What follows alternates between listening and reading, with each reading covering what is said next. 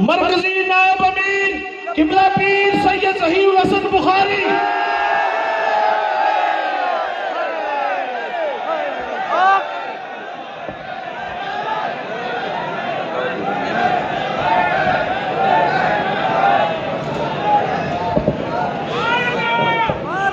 माशाअल्लाह माशाअल्लाह।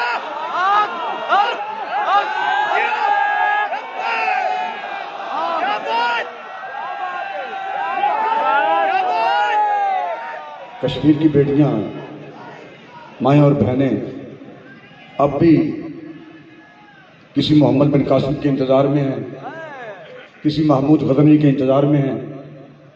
और जब से अरीना स्टेडियम अमेरिका में मुल्क पाकिस्तान का वज़ीर आज़म पहुंचा है, उस वक्त से कश्मीर का मामला सर्द खाने में लग चुका है। और वहाँ जो गैलरी में जो अमेरिकी हुक्मरानों से मुलाकात हुई, वो कश्मीर के लोगों के लिए ज़हर कातिल है। और जो शख्स मुल्क पाकिस्तान का हुक्मरान होने के बावजूद कश्मीर के मामलों को सर्दखाने में डाल दे और उसके लिए ये अल्फाज कहने कि अब जब तुम्हें कश्मीर की बात तुम्हारे सामने नहीं और असेंबली में कोई बात करने को तैयार भी नहीं, अब कौमी असेंबली तो दरकिनार रही, कोई सूबाई असेंबली का मेंबर भी अब भी कश्मीर की बात को करने के लिए तैयार नहीं है।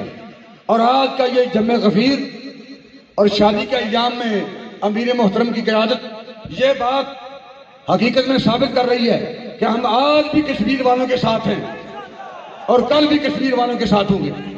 और इंशाअल्लाह ये सिर्फ मेरे जज्बात की बात नहीं, वक्त आने वाला है, मैं रहूं या ना रहूं, दीन हुजूर का तख्त पर आने वाला है और दीन हुजूर का तख्त पर आ रहा है।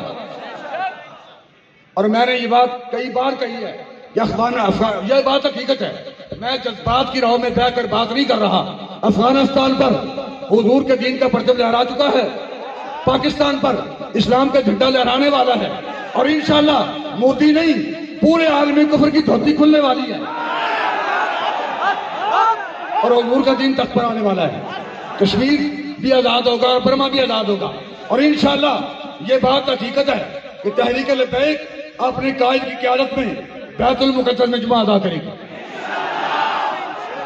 और इस मकसद को हासिल करने के लिए हम अपनी जानें कुर्बान करने के लिए तैयार हैं, अपना माल कुर्बान करने के लिए तैयार हैं और जिंदगी के आखिरी सांसों तक हम कश्मीर वालों के साथ और हुजूर की उम्मत के हर मजलूम के साथ हम खड़े हैं। अल्लाह ताला हमें और पूरी उम्मत को हुजूर की पूरी उम्मत को गैरत दीनी से मालामाल फरमाए और मजलूम मुसलमानों की मदद के लिए हमें अपना सब कुछ कुर्बान करने की तौफीक, हिम्मत और जज्बे अता फरमाए। अस्सलातु वस्सलामु अलैका या रसूल।